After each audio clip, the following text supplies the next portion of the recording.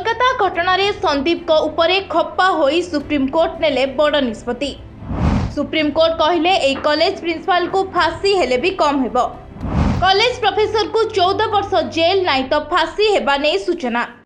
Supreme court को पक्षरु संदीप को सख्त झटका। रोकठोक कहले सीबीआई केमिति तदंत करिबो आमे कहिबार आवश्यकता नाही। एहा सह आपणक पक्ष कोर्ट सुनिबा वर्तमान स्थिति रे जरूरी नहीं।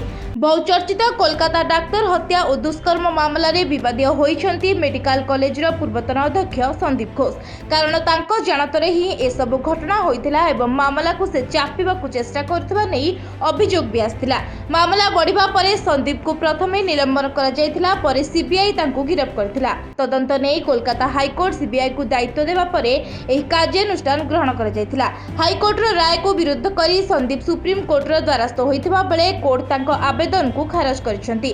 सूचना अनुसार सुप्रीम कोर्ट रे आवेदन करी घोष जणाइथिले जे मु तदंत को विरोध करू नाही, किंतु दुर्नीति मामला सह आरजीकर हॉस्पिटल ले होइथिबा दुष्कर्म मामला को जोड़िबा उचित नुहे। सीबीआई को तदंत हस्तांतर करबा पूर्वरु कोलकाता हाईकोर्ट मोर पक्ष सुनि नथिले। मु चाहुची दुई भिन्न भिन्न मामला को अलग अलग शुणाणी हेउ। सेपटे आवेदन रो शुणाणी करी मुख्य विचारपति टीवाई चंद्रचूड़ कहिथिले घटना रे केमिति अनुसंधान करा जिबा उचित आमे ताहा सीबीआई को कहिबु नाही।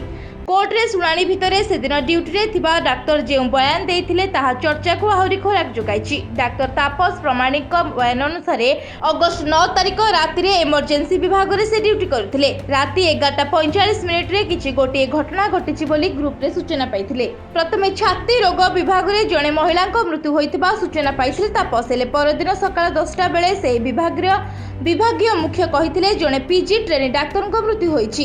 एसओपी अनुसार मृतदेह को इमरजेंसी विभाग को अणा जाइथिला। परिवार लोकन को कॉल करी सूचना दिया जाइथिला। तबे एते बड़ घटना घटिथिले भी केमिति जानि परिले नाही बोली कहिसंती तापस। खाली एतिकी नुहे बरम मेडिकल कर्तृपक्ष जेउ परि भाबरे घटना को चपेबा को चेष्टा कले ताहा आदम ठीक नुहे बोली स्पष्ट करिसंती। Bureau report live live.